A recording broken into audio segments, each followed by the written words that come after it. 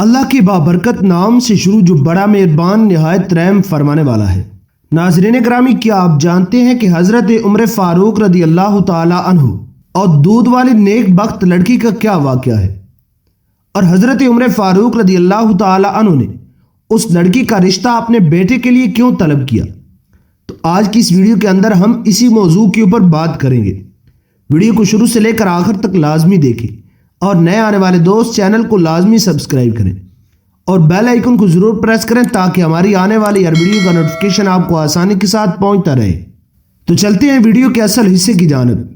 امیر المومنین حضرت عمر فاروق رضی اللہ تعالی عنہ اپنی خلافت کے دنوں میں مسجد کے صحن میں بیٹھ جاتے تھے اور لوگوں کی ضروریات اور شکایات کو سنتے تھے۔ ہر صوبے کے عامل یعنی گورنر سے ان کے علاقوں کی مکمل روداد منگواتے تھے۔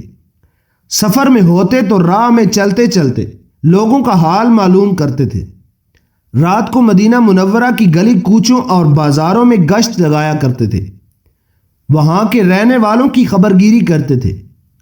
ایک رات آپ رضی اللہ تعالی عنہ معمول کے مطابق حضرت ابن عباس رضی اللہ تعالیٰ عنہ کو ساتھ لے کر مدینہ منورہ کی گلیوں میں گشت لگا رہے تھے کہ رات کافی ہو چکی تھی، مکانوں اور خیموں کی روشنیاں گل ہو چکی تھی۔ مدینہ منورہ کے باشندے گہری نیند سو رہے تھے، مگر ایک پھٹے پرانے خیمے میں ابھی تک چراغ ٹمٹما رہا تھا اور دو عورتوں کی باتیں کرنے کی آوازیں آ رہی تھی۔ ان عورتوں میں ایک ماں تھی اور دوسری اس کی بیٹی تھی۔ ماں بیٹی سے کہہ رہی تھی کہ دودھ بیچ کر جو پیسے تو لائی ہے وہ اتنے کم ہیں کہ گھر کا خرچہ نہیں چلتا، بہت زیادہ تنگ دستی ہے۔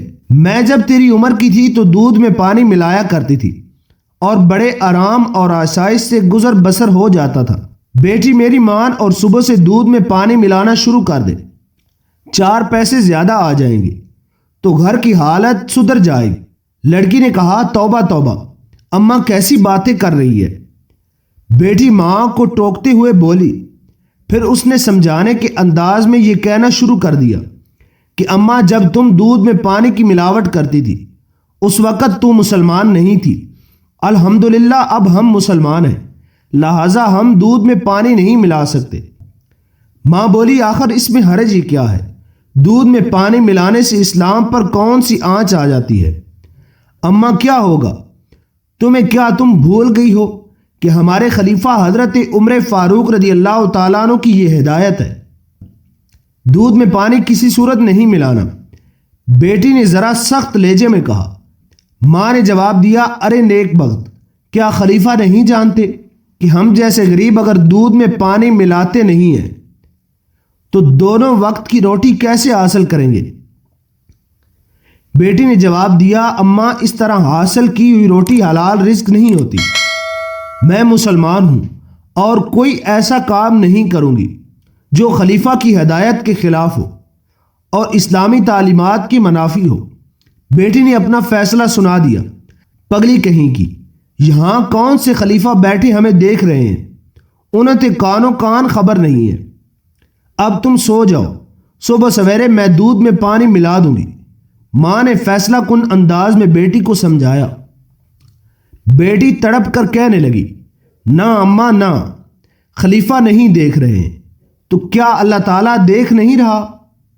اس کے بعد خیمے میں خاموشی چھا گئی، چراغ بجھا دیا گیا۔ ماں اور بیٹی بستر پر لیٹ گئی۔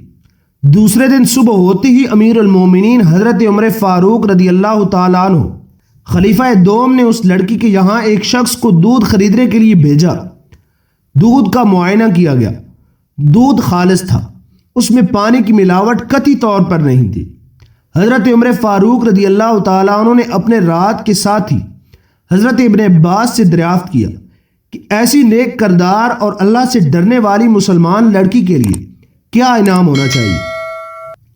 حضرت ابن عباس نے رائے دی کہ اسے کم از کم 1000 درہم انعام دینا چاہیے۔ حضرت عمر فاروق نے حضرت ابن عباس کو مخاطب کرتے ہوئے فرمایا، ایسی نیک خصلت اور پاک سیرت لڑکی کی ایمانداری کو سکوں میں نہیں تولا جا سکتا۔ میں تو اس لڑکی کو ایسا انعام دینا چاہتا ہوں جو اس کی شایان شان ہو۔ ماں اور بیٹی کو دربار خلافت میں طلب کیا گیا۔ رات کا واقعہ دہرایا گیا۔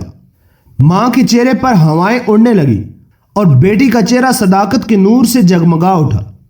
حضرت عمر فاروق رضی اللہ تعالیٰ عنہ نے لڑکی کو مخاطب کرتے ہوئے فرمایا، اسلام کو تم جیسی بیٹیوں کی ضرورت ہے۔ مسلمانوں کا خلیفہ ہونے کی حیثیت سے میری خواہش ہے کہ میں تمہیں اپنی بیٹی بنا لوں۔ حضرت عمر فاروق کے دو بڑے فرزند تھے، حضرت عبداللہ اور حضرت عبد الرحمن کی شادی ہو چکی تھی، مگر آپ کے تیسرے فرزند حضرت عاصم رضی اللہ تعالیٰ عنہ کی شادی نہیں ہوئی تھی۔